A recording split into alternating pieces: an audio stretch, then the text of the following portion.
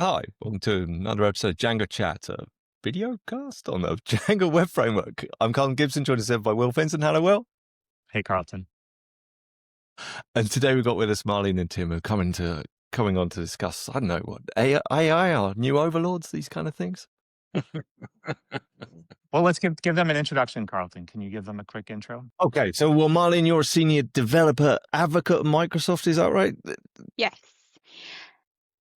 Yeah, I'm Director. happy to introduce myself. Hi, everyone. I don't know if that would be helpful. But yeah, my name's Marlene. I'm a senior developer advocate. Like Carlton said, I currently work at Microsoft. I focus on Python and AI, so I'm on the Python on Azure team. So I'm doing a lot with AI right now. I think most of the Python code I'm writing, including the Django stuff, is AI. So yeah, that's me. I'm also very involved in the Python community. I was on the board, the PSF board, for a couple of years. Was one of the co-founders of PyCon Africa, so I love that. So love the Python community, love Django as well. So yeah. And Tim, you're at Wharton, right? Wharton Business School. Yeah, so I'm a principal engineer of the Wharton Research Data Services platform. We actually work with Harvard, Stanford, MIT more than Wharton faculty on my actual job. The platform we run, we have several petabytes of data, of finance data that we store that the business schools across the world come to our platform to do academic research on. So it's a pretty cool job. I mean, I'm lucky that I get to build cool things and work on solving interesting problems. So I still get to write a fair amount of code too, which is pretty nice. Well, that's the magic trick, right? I mean, how do you manage to stay involved? Well, we've managed to actually develop sort of a path for our technical folks that doesn't involve becoming a mediocre manager. So that's one thing I've never understood about the tech industry fully is so often the career path for your top engineering talent, which has been the rarest, hardest to find talent over the past couple of decades, has been, oh, you want to progress in your career, become a mediocre manager and do what you really don't want to do. So it never And made you've had no sense. training Yeah. for, no experience of. Yeah. So I'm of glad Well, the- it's the Peter principle, right? Around- You rise to your level of incompetence, and there you stay. Yes. That's how I've heard it phrased. Nice. Well, I do want to mention. So this came about in part because you both gave excellent talks at DjangoCon US, which Carlton, sorry you weren't at. I think this is a DjangoCon US. Yeah, sure. It is, you Very can't- nice. And then it was continuing online on LinkedIn, and finally we're like, you should just come on the show, and because this is about continuing the hallway track for everyone to make it accessible. But broadly speaking, there was discussion about AI, and I know, Carlton, we're not making this an AI podcast, but both of you had slightly different takes on AI. Marlene, you gave a keynote. Tim, you gave a talk that touched upon it. I guess I'll just start with a question, which is, in your day-to-day jobs, how are each of you using AI? Not the marketing type, but like actually Yeah. like day-to-day. Either one of you. Well, I'm happy to go first. And yeah, like Will, you mentioned, I gave a talk at DjangoCon A about using keynote, to AI. be fair. A Yeah. keynote, yeah. Yep. And was a little nervous because it's like AI, not everyone loves it, but definitely, I would say in my own work, I tend to use AI quite a lot. Right now, I would say the primary way that I'm using AI in two different ways. So I think with developer advocacy, I'm doing a lot of writing, for example. And so typically what I'll do is I'll have, if there's a topic that I'm supposed to write about, I'll have AI go and get all of the documents, or I'll paste in some documents and then have it summarize the documents to me. And then I'll like use that as a starting point for a draft blog or something like that. Another thing is that I'm writing a lot of code. So right now, for example, I'm maintaining the Azure integrations in LangChain, and I'm doing a bunch of Python code for that. And I don't yet feel comfortable having AI like write a full PR for me to merge into those libraries. But what I do have AI do is for example run linting for me. So I don't know why whenever I do linting, there's always like something thing that tends to be missed. So I have something where it just automatically runs the linting for me, which I think is quite nice. And I also have it sometimes if I'm having trouble with a bug, have it figure out where in the code the bug is, and then I use that as a starting point as well to debug. So yeah, those are the primary ways I would say I'm using. I'm using VS Code and Copilot, by the way. That's a plug for Microsoft. That's fair. But yeah, that's what I'm doing. And Tim, what about you? I too am using VS Code with Copilot pretty much every day. Cool. Like I said, I'm really lucky I get to work on solving some really interesting problems. So I still write a fair amount of code, but I've found as I become a more and more senior engineer, I'm the first principal engineer in the history of the university. So this sort of new career path was sort of developed with me in mind, which was, a really big honor. But I find the actual time I'm pressing buttons, writing code is getting to be less and less. And these days, I also find that my best PRs often delete more code than they create. And I like to say, while the LLM is very useful for those, the 10 to 15% of the time I'm actually pushing buttons in the IDE, the most value my employer actually gets from me isn't Monday through Friday, 9 to 5. It's when I'm doing two things. One, sleeping, and two, showering. Because that's where I come up with the solutions to the really hard problems I work on. Yeah. There's sometimes I wake up in the morning and I've been staring at the screen for 3 days trying to solve a problem, and I wake up and it's just there. Or I get out of the shower and the solution to that bug is just there. Another part of my job that I really enjoy on my day-to-day activities is working on projects with junior engineers. And sometimes an LLM can be involved in moving that along. So, when you're pairing up with somebody, you're not sitting there. One person isn't sitting there for 15 minutes while the other person is looking through the documentation, trying to find that thing is there somewhere, but you can't quite find it because every documentation setup is slightly different. So, that's another thing. Teaching is something that I found is still always fulfilling, that I never get bored of. So, having an LLM integrated in that does make it a bit more efficient, but I don't think it's any kind of magic wand for my day-to-day activities. And yeah, that's sort of a summary of how it's, it's another tool in my toolbox. Carlton, are you Well, willing to you say want, publicly? I mean, I know you play with everything. I give all these things a go. So my usage is very much what I call the Stack Overflow use case, where I found last year or so where I would previously have gone to Stack Overflow. I'm happy to type it into Claude or type it into Copilot, and the answers are for me about as good. They're sort of like, yeah, okay. And probably better than Stack Overflow, because otherwise I wouldn't have replaced them, in that I don't have to spend quite so long reading the number of threads. I get a concise, good answer straight away.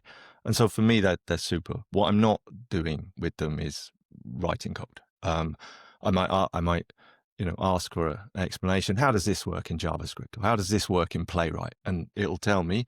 And then, okay, I'm still going to write the code myself, though. So not even autocomplete, tabbing No, autocomplete? no, No. God no. What do I use for autocomplete? I still use what's it called, LSP based autocompletion, which is deterministic and correct and perfect for me. In fact, like the next line suggestion stuff that comes up, I'm like, I don't want that. I literally don't want that. As well, here's something you got to remember. I have snippets for every code construction. So if I'm writing a loop, I have a snippet for the loop with placeholders that I tab between and things like that. I'm never typing for variable name in loop name. I'm tabbing between the placeholders very rapidly. But that's totally pre-LLM. It's totally static. It's so the use case for autocomplete just doesn't come up for me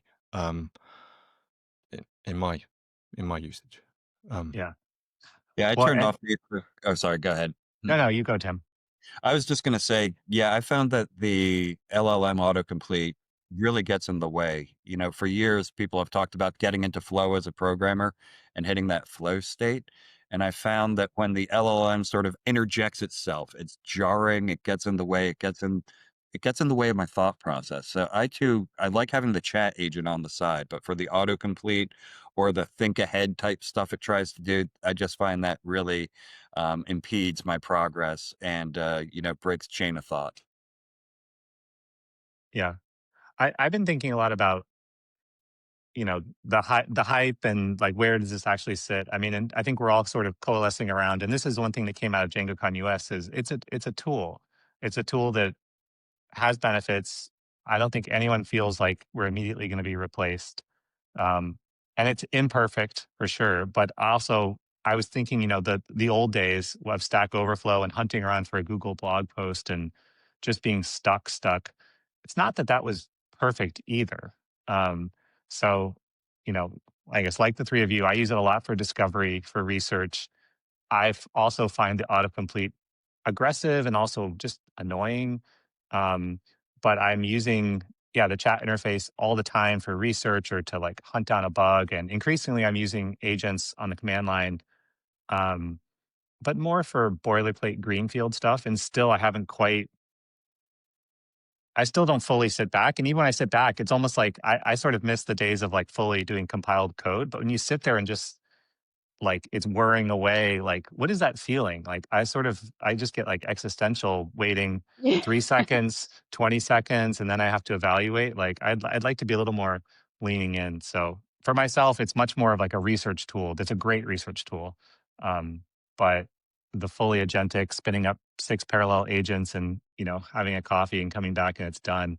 I've never quite had that.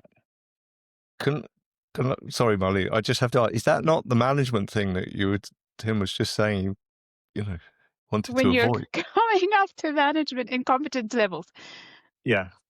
Oh yeah, no, I've far passed my incompetence levels, but yeah, but I mean the thing I come back to is, I mean, again, we're all in the Python space. So if you're doing Python stuff and Django stuff, you get almost as good a result as you're gonna get because Python and Django are so mature, so well documented, right? If you're using a newer programming language or a smaller programming language or framework, it doesn't work anywhere as well. So like this is tip of the spear, Yeah, what we're all 100%. doing. Um, and even then, on the one hand, I'm like, it's like I still have to code, but it's also this amazing research discovery thing and finding bugs. I mean, I remember spending hours, if not days, on some little thing that I couldn't find the right post. And now the LLM, even if it doesn't get it right away, it'll, you know, I mean, like try harder, and it'll try harder and find stuff, right? It just feels like a speeding up of that, but not a total replacement of code. And yeah, and I still like elegant code. These things don't write elegant code, even if you have rules or guidelines. Like it's incredibly verbose and it just vomits up code rather than like concise code. I've even tried, write it in the style of Carlton Gibson, like go crawl his GitHub repos, and that Yeah. helps a little bit, but it's still not a total What, replacement for you, Carlton. no tests and sort of barely working on the happy Cowboy path? coding, And cowboy coding, right? You put your cowboy hat on when you code, Carlton. Go you on, know Marlene, I can something. see you by jumping at the bit there. Go on, what? Yeah, I wanted to say that it's so interesting that all three of you don't like the autocompletes because when we have been, so one of the things, Copilot and the VS Code team have been working on is just growing and meeting the demand for AI programming with Copilot and VS Code. And so I've been kind of looking at the comments on like VS Code's like social medias and things like that. And one of the number one complaints people have on social media is that they just feel like the autocomplete is not fast enough, or it's not like like a lot of people compare it to Cursor and say that they think that in VS Code it's too slow or it's not doing enough, and they just want to tab sort of is the vibe. And so it's so interesting to me that actually all three of you think that the autocomplete is usually too aggressive, or it's there's too much going on there. And I think it also shows kind of there's like a bit of a discrepancy in terms of like people's comfort levels with this, in terms of I think certain groups are like pushing the boundaries and want to be like really at the edge there. And even Will, you mentioned not wanting to leave agents. And I was talking to Armin, who's like the creator of Flask, and he was like, his primary 90%, thing right? is he does 90%. He lets Claude Code just write all of the code. He just wants to give it instructions and let it do its own thing and come back. And he's a great programmer. And then on the other hand, you know, I also, for example, even when I was first getting started with the autocomplete, felt like it was too aggressive. But over time, I think I just started to get used to it, and that kind of wore off. So I'm now kind of using it quite a lot. But yeah, I think the discrepancy there sometimes is so interesting to me and kind of different. So yeah. Well, in Armin, I think just specific on Armin, he's written some posts on how he uses it. Like he has a custom something or other for YOLO mode where he just Yeah, like lets it, let's you see. know, so he's spent a lot of time to fine tune this. And I think Yes. that's part of it, is not just playing around, but fine tuning it. Because if Yeah. you just try to one shot something, of course it's going to be, I mean, this is the main thing I have when people say like, oh, it didn't work, whatever tool they're using, Junie, Claude, you know, Copilot. It's like, well, Yeah. if you just ask it a simple one sentence prompt, how could you get something good, right? It's like the joke is Yeah. like you kind of have to use it to write a spec. You'd never write a spec for a fellow human, right? Tim and your team. Yeah. But if the machine will do it for you, you write the spec. So I do feel like you need to kind of like play with it more and to get to a Yeah. point where you can fully evaluate it. But that said, I still am shocked that people, and there are some like Armin who knows how to write code, is fully comfortable and happy and sped up. You know, doing that. So yeah, it makes me feel Yeah. like what's going on? What's happening? Yeah, where's They also spent so much time reviewing code from running a successful project that maybe he's he's used to that. doing the LLM code, because I think this verbosity issue is a pretty big issue. You know, I still prefer chat mode to agent mode. Agent mode feels far too much like autopilot to me, and when I've gone down that rabbit hole, I've ended up with sort of a maelstrom of nonsense a couple times. And you know, studies have started to show that um, if you use LLMs too extensively, it does add a lot of technical debt. So I haven't owned a car in a dozen years. I just recently bought one, and the state of software on cars is absolutely miserable. So the average CarPlay. yeah, CarPlay. well, CarPlay is CarPlay. actually an improvement, but the actual code and the individual components of a vehicle, the average vehicle has more than 4 times as much code as Facebook in it, which is terrifying. Because for me, every line of code I write, I consider a liability. Every line of code that I put out is a potential security flaw. So when I purchased my new car, I actually did research on what vehicle I could buy that had the least lines of code. And I ended up with a 2022 Toyota Corolla with only one screen. It doesn't have blinking lights all over the place. It doesn't have sensors all over the place. Because there was an interesting study that came out of Ford. Ford has 150 different software vendors that write the software together for their vehicles that they try to put together into one working package. And of course, car repairs for software are just as common as car repairs for anything that's actually wrong with the engine now. So, you know, I use this as an example of verbosity of code and runaway code bases that just become unmaintainable. And I think we're going to see this problem continue to grow over the years. You know, we're starting to see people whose actual job is fixing your LLM coded mess. Like Yeah. engineers who are marketing themselves as, I will come in and fix your vibe coded nonsense. And they'll probably use an LLM to do it though. You They know, like will. They They very likely well may. will. I mean, and again, you know, friend of the show, Jeff Triplett at RevSys, he's in the Armin Ronacher camp. Like he's you know, he's figured out how to make it work. And I think it's a combination of being used, to your point, Tim, of being used to reviewing PRs. So you're kind of in that manager, whatever, higher level mindset anyways. But it's not a paradigm shift, but it's a shift to go from just evaluating someone else's thoughts to like thinking the thoughts yourself and then writing them. And yeah, I'm trying not to be all calcified about it, right? Like I use the chat and the research every day for 2 years, but the agents, and I still play with it and I'll use it for like fun projects. And mostly works, but then I just get, then the debt builds up, or I've lost control of a mental model of what's happening. And, um, but it's weird because we anthropomorphize these models, right? You can sort of treat it like a person, right? Like it'll do something and then say like, are you sure? Be like, okay, imagine that, like, I don't trust you. Like you can do all these sort of Yeah, tricks, tricks and to it doesn't seem like they should work, but they do kind of work, right? To be like, you know, how sure are you? And yeah. it, they're getting better about being a little bit less syncophatic, but they're still, they're not, to your point, Tim, they're not going to like take out code as much, right? They're more like they want to generate stuff for you. Like Generative. Marlene, We need deletional AI. We need to do, I mean, I think this is the thing, and this is one of the things that I mentioned as well in my talk, is that I think the best way to, I agree completely that the technical debt thing is a thing, and I think more people are struggling with their code. They have vibe coded and not knowing what to do with that. And I really do think that's a real issue.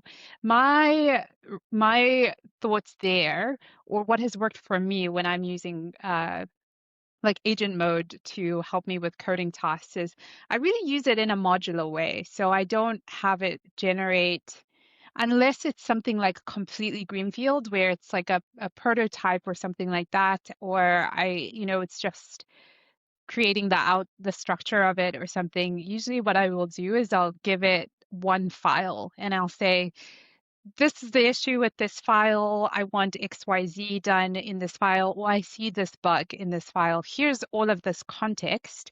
And if you treat it in a modular way, where you know exactly what the goal is for this problem, and you give it all the context that it needs, I actually think it can be super helpful in those cases when it's a modular case. When you're just generating these larger, bigger projects and just having it go off, I would say those are a little bit harder to control. And that's where I think the technical debt comes in. But I think there's other ways to use it. I primarily use agent mode, and I found that for me, agent mode is better because the model usually has access to the logs and things like that, and the whole structure a bit better when it's in agent mode. But I will restrict it and say, even though you have all of this, only write code, change this file, or do things like that. So giving it restrictions. do you have that in your rules, or do you have to manually put that in each time? I do sometimes add it to my rules. And but usually I will put it in the chat. So usually I will give it the context that it needs. And I found that works for me. Because I'm not usually trying to refactor the entire code base, at least not in the problems that I'm working on. For me, it's usually adding a feature or debugging an issue one at a time. And so that's where I would use it. But yeah. Wondering how much of a productivity boost this really is, or if it's just a different way of attacking problems. I started to think about what are the biggest productivity boosts. So I started writing code when I was 6 years old. So I've been writing code for a long time. I was trying to think of what are the biggest productivity boosts I've seen as a developer over 4 decades. And, Stack Overflow sort of coming about in the 2000s and 2010s was definitely a big boost to my productivity. Having sort of the amalgamation, the coming together of all the development knowledge on a single source that I could rely on was.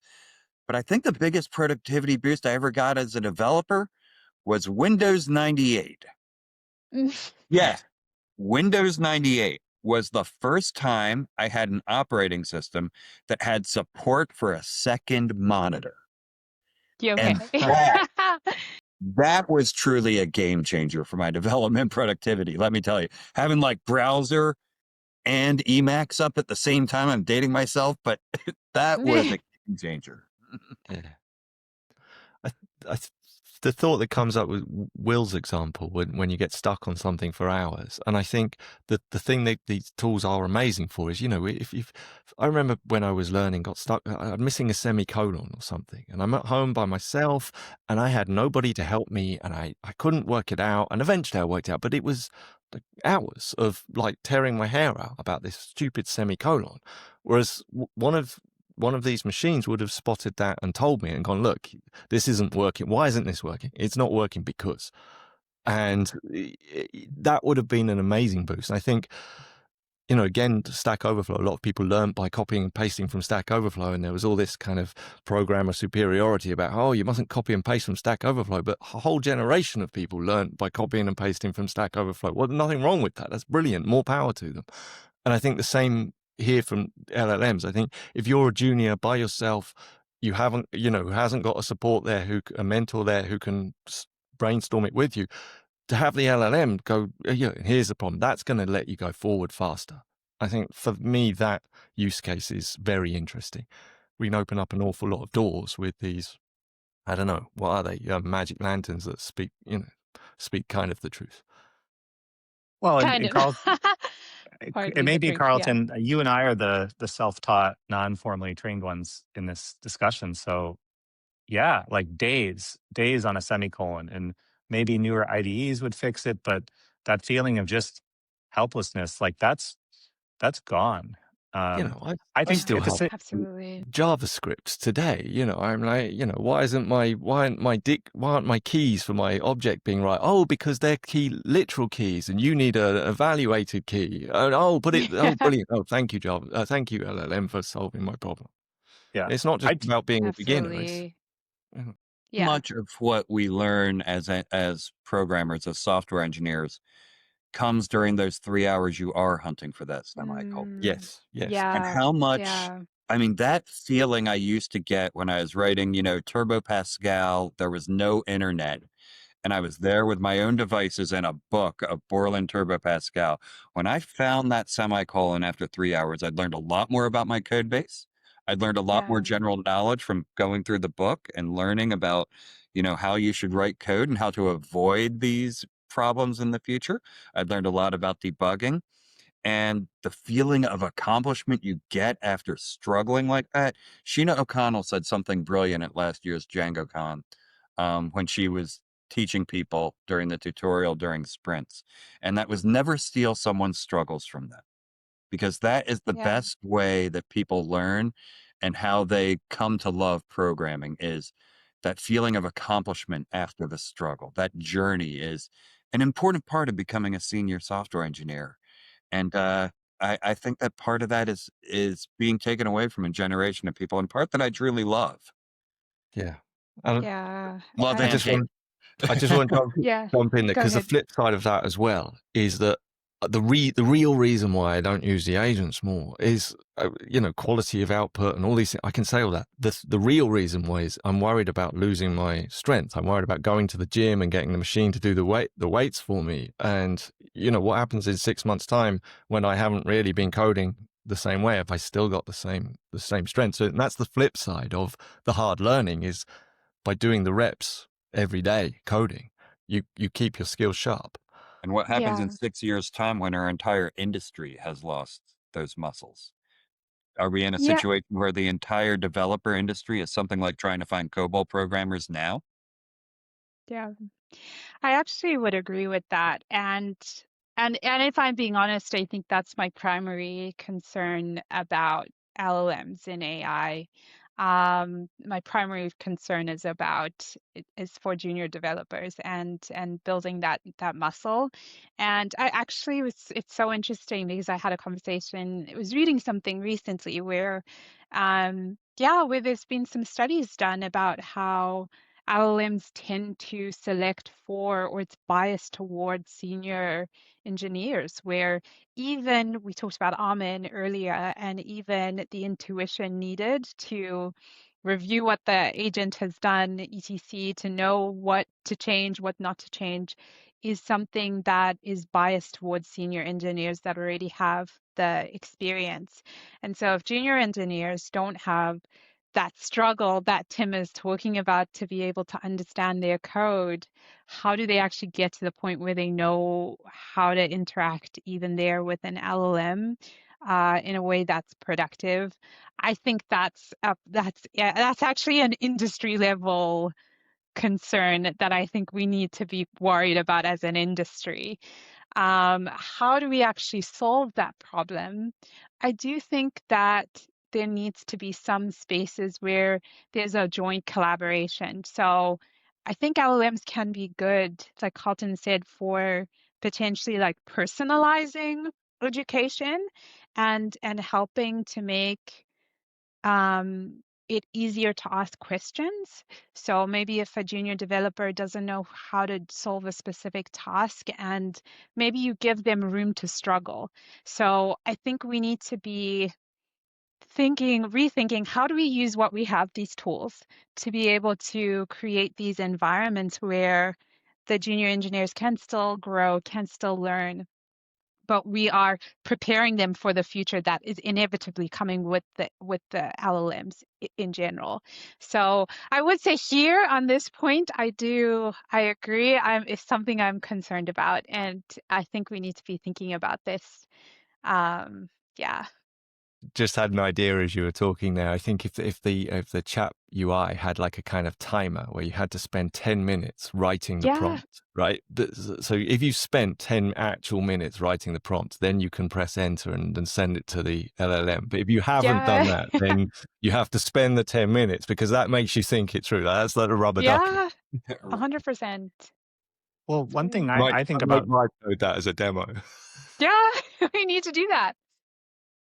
I mean, on the education point though, we're replacing experts with ghosts, right? These LLMs are kind of ghosts of like where the stuff come from, and not everyone has access to ping Carlton when they're stuck on a bug, but it is, I don't know if it's magic or what it is. Like I was just watching Andres Karpathy just had a long interview on was it Darkesh Patel's vodcast, and some really interesting takeaways. And he was saying something I've thought about. Like he's like, the internet is such garbage.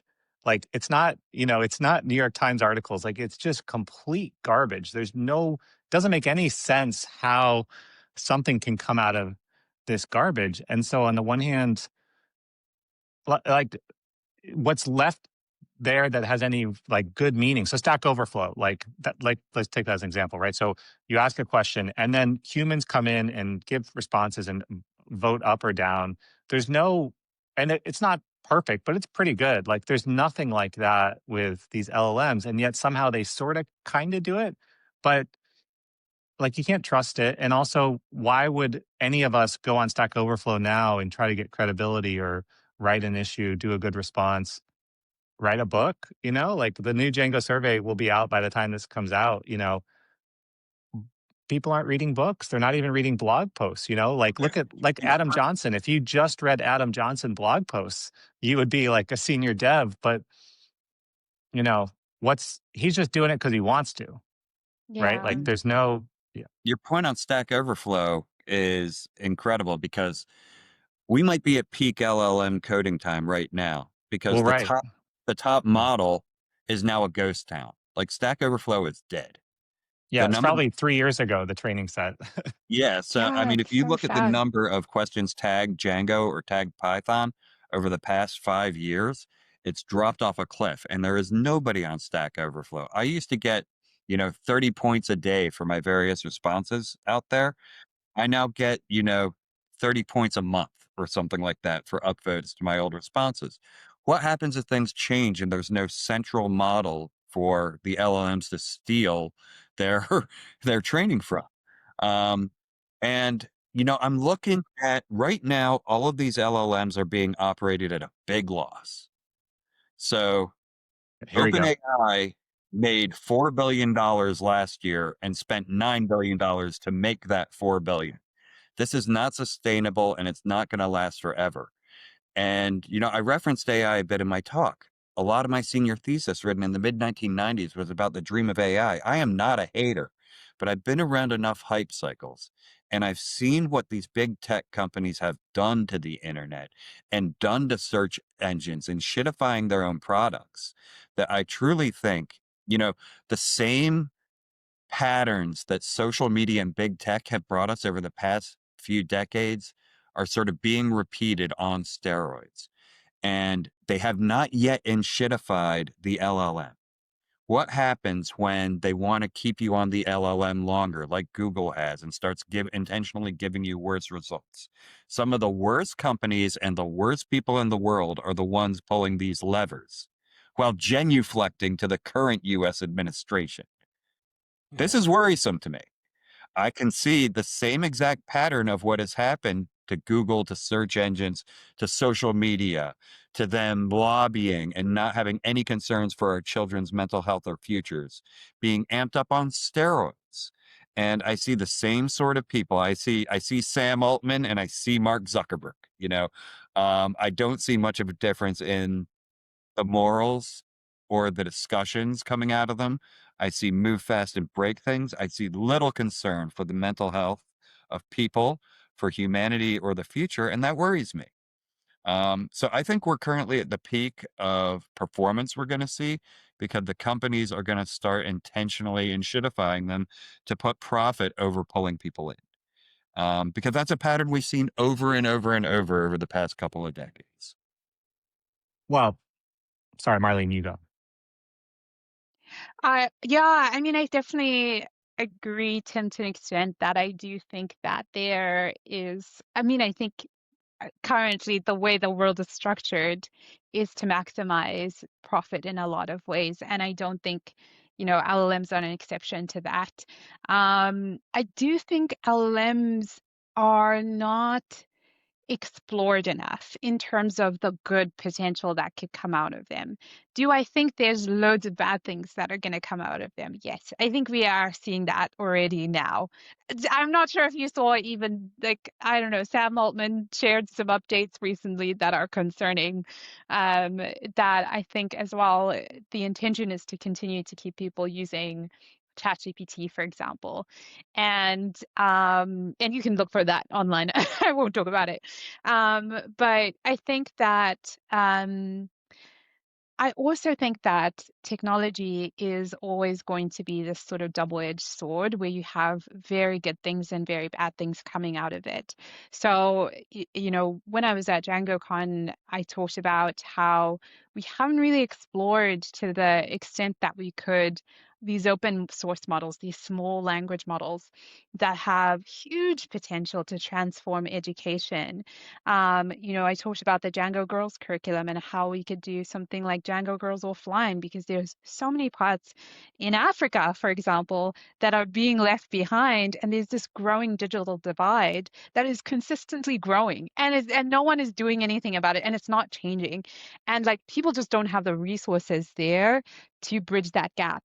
And the thing that has helped to sort of close this gap over time, technology is a huge part of that. So I grew up in Zimbabwe, and a big part of why I learned how to code in Python is because I had access to an internet cafe where I could go and I could connect with people online who are like writing Django code and who can teach me stuff.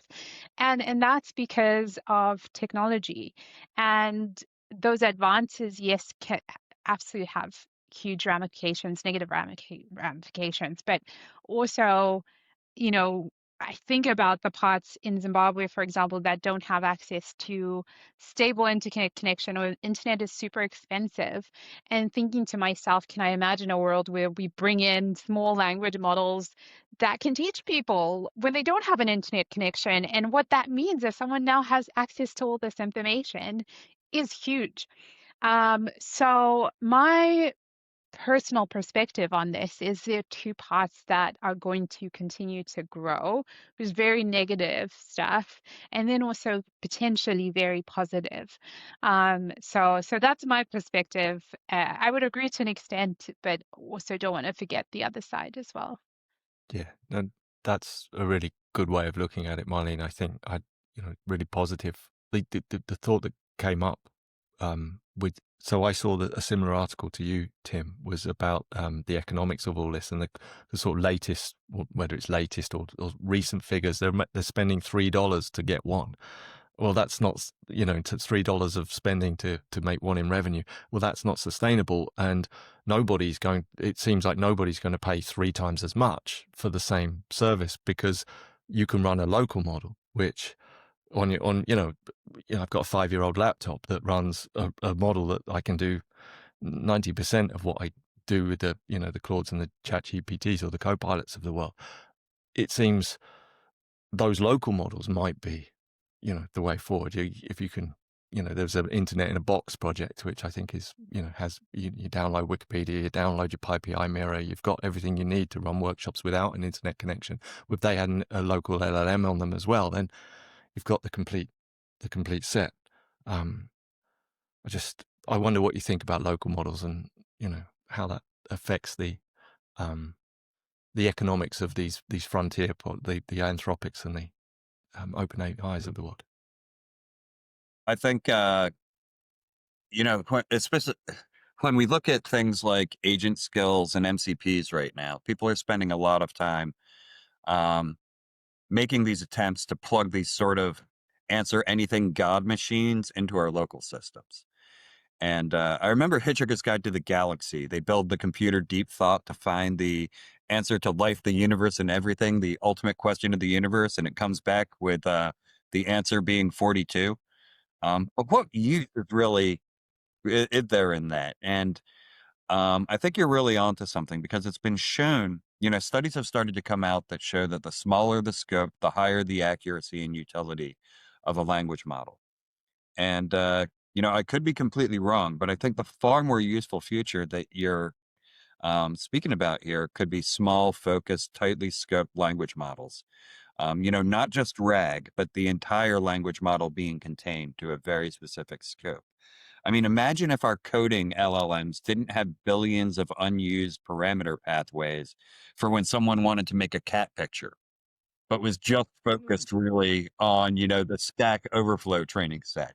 It would be a lot more efficient. It would be a lot more environmentally friendly to run. It could run locally.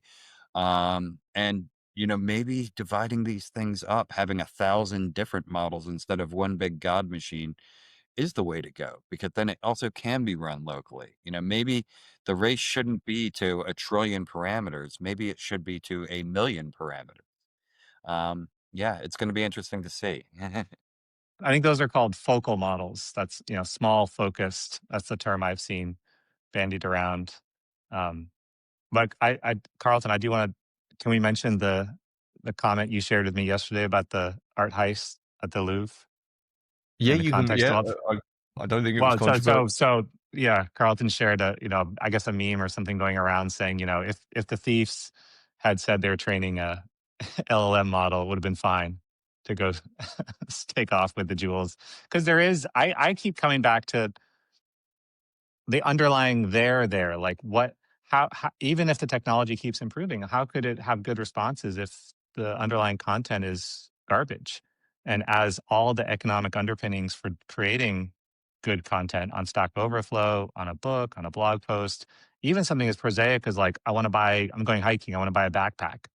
In the old web, you could try to rank for like top backpacks and do a ton of research and have affiliate links, and that would justify hours and hours of time to do well. Well, why would you do that now? Right? Especially as, like Tim, you were mentioning, all these LLMs are now going to be adding in, e-commerce, ads, right? Like I do sort of wonder if this is the glory days of, if this is like Google in, 2000 or something, right? Because they're actually trying to give you the right response.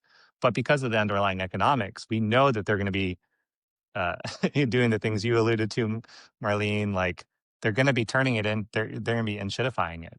And it's going to Yeah. be about engagement. 1000%, right? Like there's another meme is the connector cord, like the power adapter plugged into itself. Like that does seem Yeah. to be, uh, yeah, accurate. But Marlene, you seem like you had something to add. It's so tricky because I'm gonna I'm gonna play devil's advocate, I guess, for a little bit. I don't know, I'm not sure. I think it's hard because at the same time, one of so there's definitely opposing views in the space in terms of like on one hand as well, we need to kind of be thinking about the future and how do we get to the best possible technology we can create for the future? And do I think that I think the issue is that the frontier labs are at least framing themselves as having the solution to get to that future. So a lot of people have talked about AGI. That's a big thing people are hoping we get to. And so when we look at OpenAI, for example, they were the pioneers for ChatGPT. They've been the ones that have been pushing the frontier.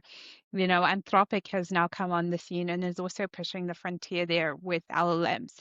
And we've seen that scaling these LLMs has helped to an extent. And if the people who have the most knowledge at the moment, we're assuming the people that have the most knowledge about this space are working for, these frontier labs. Do they not kind of owe it to us to kind of explore to the full extent how good these LLMs can get so that potentially maybe the LLMs could generate really good results on their own? And I know there's a lot of talk right now on reinforcement learning and having these LLMs learn by themselves and improve themselves over time. I don't know if that's a practical future. Do we think that this is a practical future, that that's something that is actually going to happen? Or do we think this is all going to be driven by economic incentives and there's no incentive almost at all to reach this kind of AGI future is my question. So I referenced in my DjangoCon talk this year, the one I gave 2 years ago, Mm, uh, which blew up beyond my expectations on YouTube and I guess it struck a chord. It got a lot of views, where I was imploring people not to buy into the AI hype.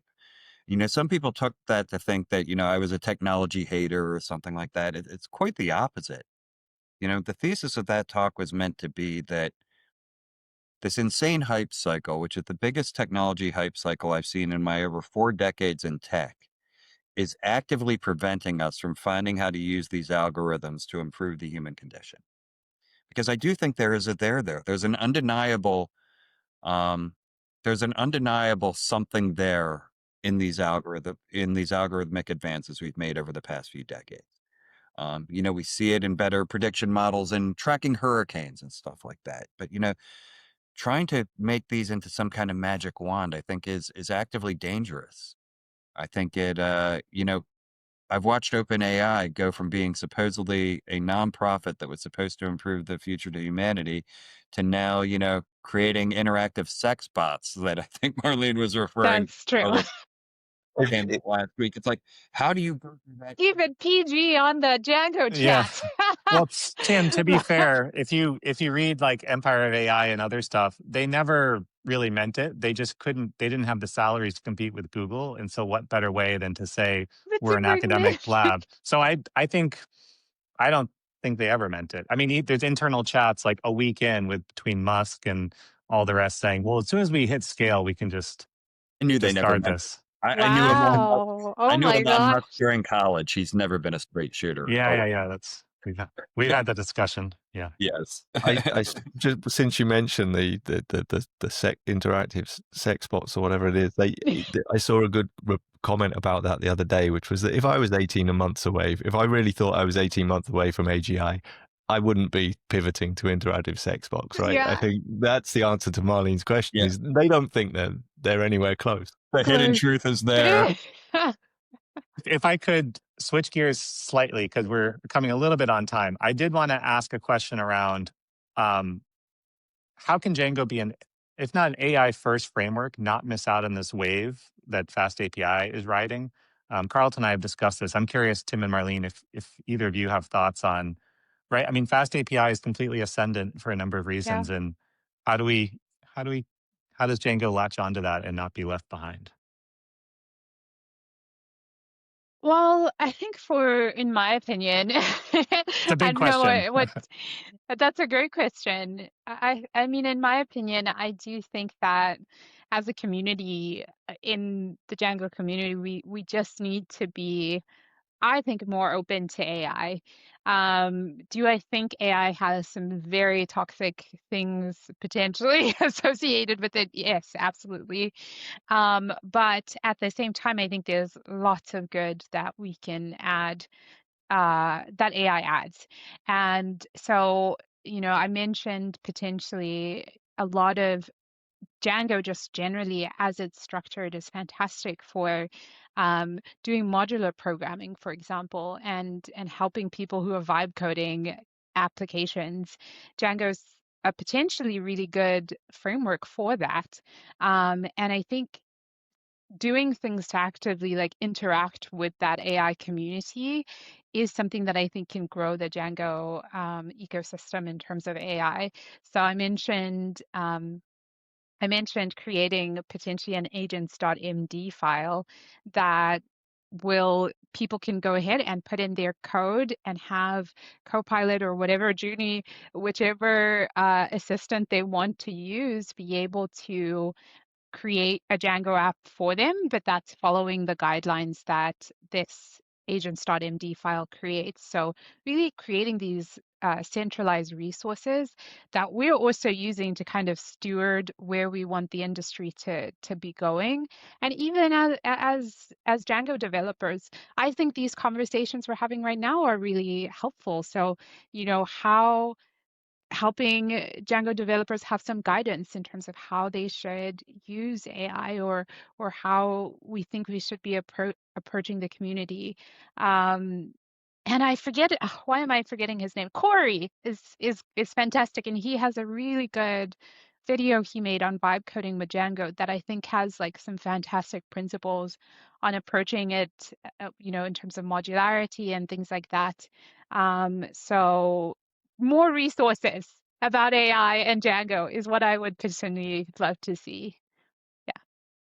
So Wagtail Space was about a week and a half ago on October 9th and 10th, and the videos are now available. And on the second day, Sage Abdullah and Tom Usher, two of the core team, gave a really good talk about how Wagtail is going to handle AI in the future.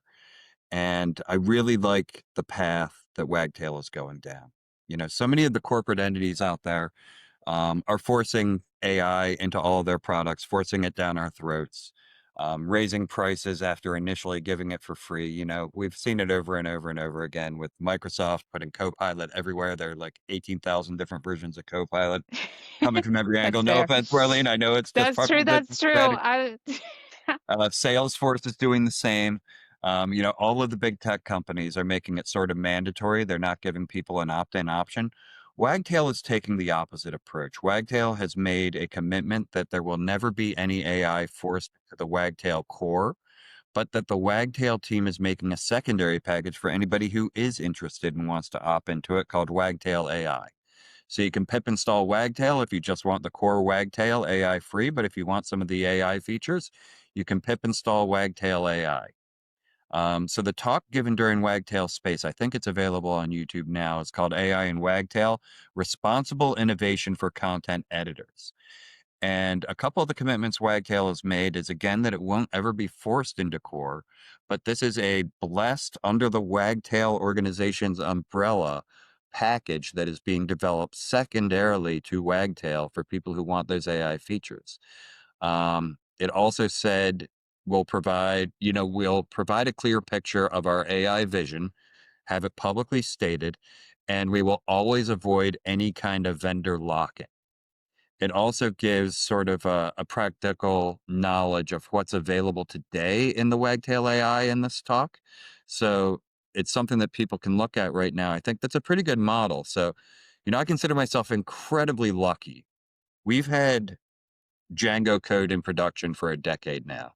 I've also been sober for a decade now. So it's caused me to sort of reflect on how lucky I am to be part of these amazing communities, my recovery community, my work colleagues, and then the Russian doll of Wagtail within Django within Python. You know, I've met some of the most amazing people of my life through these communities.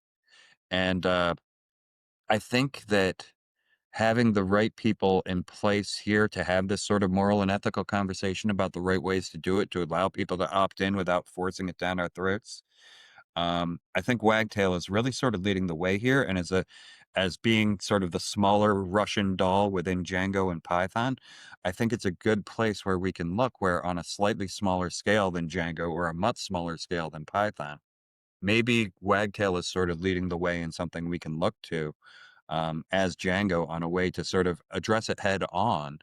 Um, but without being the first ones to dip our toe in the pool, it might be somewhat easier to do when you're in the content management space than a bigger web framework space. But I think there's some really good ideas there.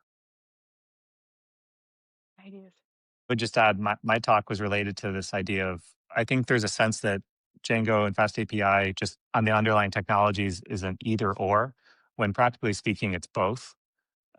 You can and probably should use both. And I see a whole new generation of Python developers starting with machine learning and pure Python, and then Fast API comes along and it's an endpoint, and they think that's the end of the web. And so I see a gap there, an education gap around, when does Django slide in? Because people think, well, do I even need Django? And part of that is just if you read, Reddit or Hacker News, you only see posts from OpenAI or Anthropic. You see massive scale as opposed to, nope, me, couple of people trying to incorporate LLMs into a workflow. And then Django's there, but I think we in the Django community need to tell that story a little bit better. One of the things in my talk was showing how you can hook Django into a local LLM and have a chatbot, because it works, it works pretty fast actually too. So we're not running our own frontier models here. So yeah, Fast API has its uses and for sure, but just clarifying, I'd love to give a talk next year on kind of choose your own web framework, choose your own adventure, and just break Yeah. down Flask is great here, Fast API is great here, Django is great here, and just sort of, I guess, redefine what those boundaries are, because I think it's still a little fuzzy, especially to a newcomer. It used to be Flask versus Django, and now it's really Fast API and do I even need Django? So that's I've really something. enjoyed over the past couple months on a project I'm working on is Django Ninja. It Yeah. gives you sort of the same feeling of Fast API, but I've got those nice, comfortable batteries that I'm familiar with of Django and the Django ORM. So I've got all my webby stuff, but then it gives me sort of that Fast API, quick, easy API access, ultimately flexible. So Django Ninja has been one of the tools I've really enjoyed working with, sort of in the LLM space, tying it into Django. Yeah, that's awesome. And Carlton, you have some skunkworks projects around APIs that maybe shall remain Yeah, hidden no. for now. So I'm targeting end of year to have the proof of concept out for a take on serialization, which is a new modern serialization that is sort of ORM friendly, because it's the bottom line is for me that REST framework serializers are kind of the last generation, and they're a lot slower than Katas or Pydantic or Message Spec, and there's a whole raft of these newer ones which are just much quicker. But they don't know anything about the Django ORM. And I think there's a nice way where we can, handle restricted field queries, handle prefetch related, automatic prefetch related, and have modern serialization and the speed effects from there. So I'm working on that. I'm hoping for end of year, around that kind of period, to have something to show. Okay. Well, as we end the shows, we've started a habit of referencing a project, and if you have a book recommendation, maybe I'll go first. We'll put a link to it. Marlene, you have a Django Girls offline repo that is excellent, fun to explore. Maybe the start of something more of having offline resources for places that don't have internet access. So that's the one I will call out and we'll link to. I was gonna say the Django Girls offline one. Okay. Oh. You can't say one that you did. You can't say one that you did. I can't say what I did. Okay. Well, put your DjangoCon your talk repo. You have the great tokenizer and the MCP. Yeah, Your demos were so good. Okay, awesome. I'm not going to recommend one from me then. Maybe Tim go first so that I can think through which one to recommend. So I honestly don't read many technology books, but a couple that I've read. One of my favorite recent reads was by Carl Sagan's daughter, Sasha Sagan. It's called For Small Creatures Such as We, and it's a love letter to the universe on behalf of an atheist who has recently had a child, and how she seeks to create meaning in the universe through rituals without falling back on religion. And it's an absolutely wonderful book. I needed something optimistic and uplifting given the state of the world, and it definitely hit the spot for that. So I will definitely recommend Sasha Sagan's For Small Creatures Such as We. Um, and I also wanted to mention just two projects, Wagtail Nest and Django Commons. I think people are probably pretty familiar with. I've moved some of my projects over to Django Commons and Wagtail Nest, and I found them to be a huge help with avoiding developer burnout. Just having other people to pick up the slack during those months when you are doing something like, I don't know, planning a wedding and now have a 13-year-old in your life. It's been it's been very handy. So if you're looking for a group to get together to avoid sort of that single developer on project burnout, both Wagtail Nest for the Wagtail community and Django Commons for Django projects has been absolutely wonderful. Super. I'm definitely going to check out that book there that you talked about, Tim. That sounds amazing for me. I wanted to mention a project, Django Keel by Sayum Kurana, who goes under the tagline on GitHub of Curious Learner. It's another kind of production-ready template for your Django projects. Sayum is top-notch. He's really quality developer. I'm really keen to see what his opinions are and what options he's had. It looks like it goes into a lot more depth than most of your starter projects. He's got things about observability. He's got things about async versus background tasks. He's got front-end story, back-end story. He's got proper docs on read the docs. It looks really good. So I'm excited by that. That's Django. Sayum is great. I also know that he is looking for work. So if anybody's looking to hire a top-notch developer, seek out Sayum on LinkedIn. He's absolutely wonderful. Yeah, no, absolutely. I'll double that. I'll put my little tick on that as well. Yeah, if I didn't know he was looking for work, but yeah, just hire him if you're in the market, folks. It's a great opportunity. For a book, I wanted to mention the Web Accessibility Cookbook. This is by Manuel Matuzovic, which is and it's just a kind of how-to. It goes through, like, I don't know, everything you need to know about your website, so you can create accessible HTML from the get-go rather than trying to bolt it on afterwards. Really, really, really solid learning in that book. I really recommend it. Anyway.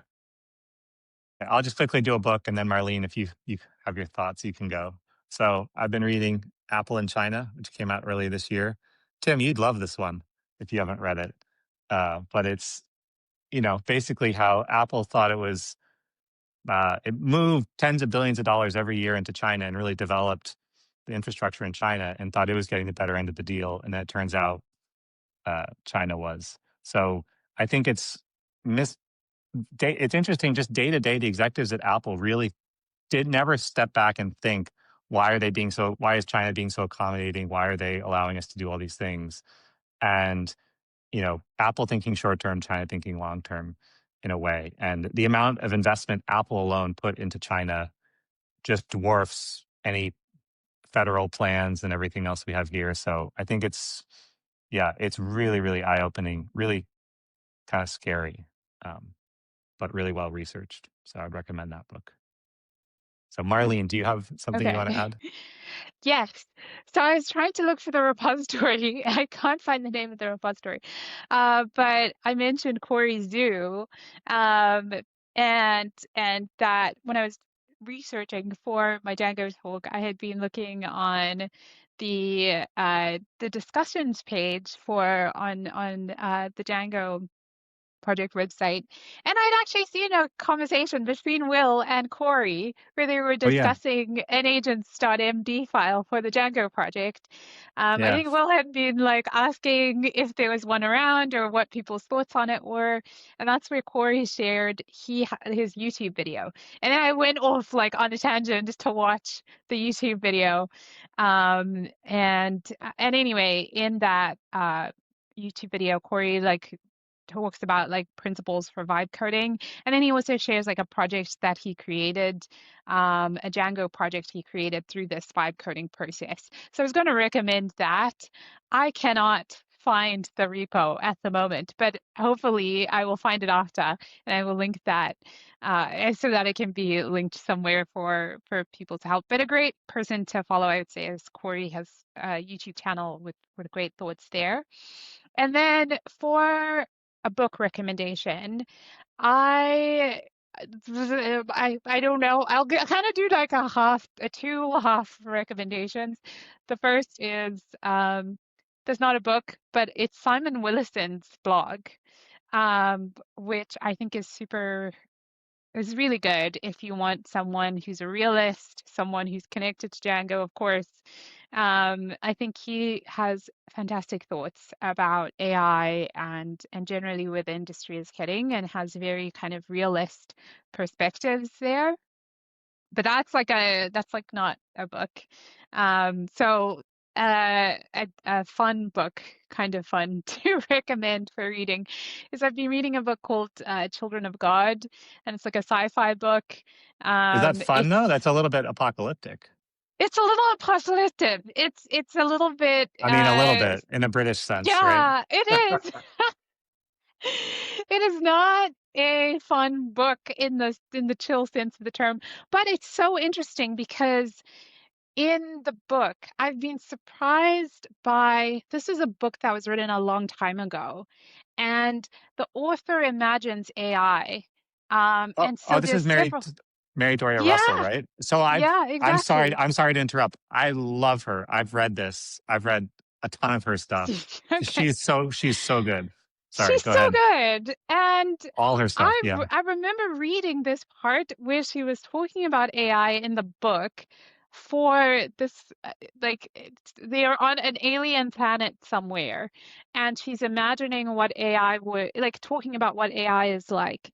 And I was just like, I do not know how someone from back in the day could have this kind of foresight to imagine that it would be like this.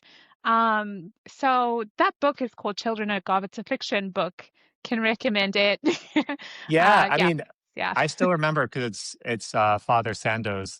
So yeah, he's this exactly. linguist who Yes, speaks like 13 languages, and there's a yeah, line that still haunts me where I yeah, think it's communicating with the aliens.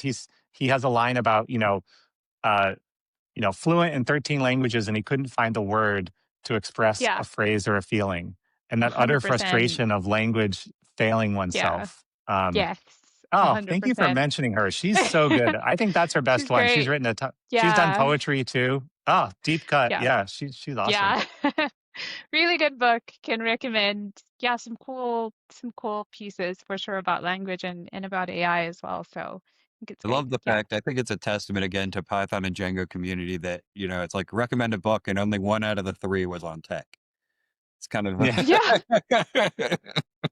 exactly. Carlton's pretty consistent. Carlton's good. Carlton's good. Yeah, I've Here's one realised for that it's my sticky job to things and patterns on how to recommend. live life. Yeah. It's my job to recommend a tech book because everyone else always goes off left field. So I'm like, okay, I'll be the tech book person. Yeah. 100%. Well, as we wrap up, is there anything, Tim or Marlene, you wanted to mention that we didn't get a chance to cover? I just wanted to tell anybody who's out there looking for work that I don't think AI is going to take all the jobs. I want to assuage that fear a bit. When you look at the history, whether it's farm work or, the computer being introduced in the 1980s, it eliminated 3.5 million jobs, but it created over 19 million jobs. So while some people were displaced, it ultimately led to more work. I remember 20 years ago, headlines saying that half of the employment of the healthcare industry was going to be replaced by technology. And instead, over the next decade, it doubled. So I want to leave anybody who's struggling to look for work right now. I think that's got a lot more to do with sort of political forces right now and uncertainty than it does anything AI. Mark Benioff, CEO of Salesforce, has been gleefully been celebrating laying off 10,000 of his own employees. But they hired 20,000 people in 1 year during the pandemic. Is it more likely that he is actually using AI to replace these people right now? Or is it more likely he's covering up for a stupid hiring bitch that his company made? So if you're looking for work, I know it's tough. This is the worst job economy I've seen for tech in many years. I want to send out my sympathies to anybody who's looking for work right now. It's incredibly hard. But I also want to give a ray of hope that I don't think that AI is going to take all of the technology jobs in the future. And I think there will be hope and it will rebound. So I just wanted to send that out to anybody out there because I know it's tough. Okay. Marlene, you don't have to, but Um, if you had something you want to. I think I would just, yeah, I agree with him that the market is really tough right now. And I would say that I do still think that the core skills matter. And, right now, for example, even at Microsoft, we had like loads of layoffs as well. It's not great, but at the same time, there's like, I have no idea why I laughed when I was saying that because it's such a serious issue. I'm so sorry. But like, I think the issue is that we had like lots of layoffs, but at the same time, the company is hiring as well in a lot, and there's so many open positions right now, and a lot of those positions are kind of aligned to AI. So I would encourage people as well not to be afraid of AI. I think there's a lot of negative things that it's led to, but I think if we can combine the skills that we have right now with that knowledge, I do think that there are opportunities there for us. And I really hope that as an industry as well, we can just work together to hopefully shape the direction of where the industry is headed for the better. So yeah, that's what I will say. That. I like that. Well, Tim and Marlene, thank you so much for coming on for continuing this conversation. That's really kind of the point of this podcast is to do that, to have the conversations and to share them. So thank you for making the time. Thanks Yeah, so much thank for you. having us. Thank you. All Really right. enjoyed it. And we are djangochat.com and we're also on YouTube and we'll see everyone next time. Bye bye.